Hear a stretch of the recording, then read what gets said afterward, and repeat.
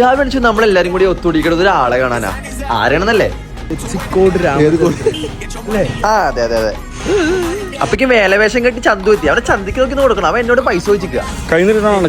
കൈ നീട്ടിയൊന്നും കൊടുക്കാത്തോണ്ട് ഞങ്ങൾ അവിടെ നിന്ന് ഇറങ്ങി ആനയെ കാണാൻ വിട്ടു. ആനയെ കാണുന്നു മസാല ദോശ വേണം വെച്ചപ്പോൾ മൂപ്പര് മസാല ദോശ മതി പറഞ്ഞു. അവിടെ ഇറങ്ങി വീണ്ടും നമ്മൾ തേരാപ്പാരാണ്. അങ്ങനെ വരുന്ന വഴി ചെത്തന്നൂരാനെ റോഡിൽ മൊത്തം വേലവേഷം കെട്ടി പിള്ളേരെ നടക്കണ്ടേ. ഇതൊക്കെ രസല്ലേ. ആന എത്താറായെന്നുള്ള ന്യൂസ് ഇട്ടപ്പോ നമ്മളെ പെട്ടച്ചു. ആന വണ്ടി എത്തിയത് നാട്ടുകാർ മൊത്തം എൻട്രിക്ക് ബാക്കി കൂടി. എന്തൊക്കെ തിരക്ക്. എന്താണോ ബഹളം? പ്രൈം മിനിസ്റ്റർ എത്തി.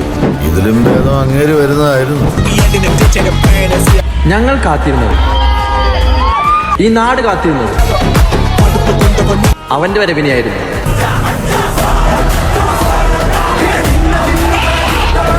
രാമൻ കുളിച്ചൊരുങ്ങിയപ്പോഴേക്കും കൊടുമുടി എത്തി. അവിടുന്ന് കുറച്ചേരം മേളത്തിലോട്ട് തുള്ളിയിട്ട് ഞങ്ങൾ അവസാനിപ്പിച്ചു. അപ്പൊ ശരി.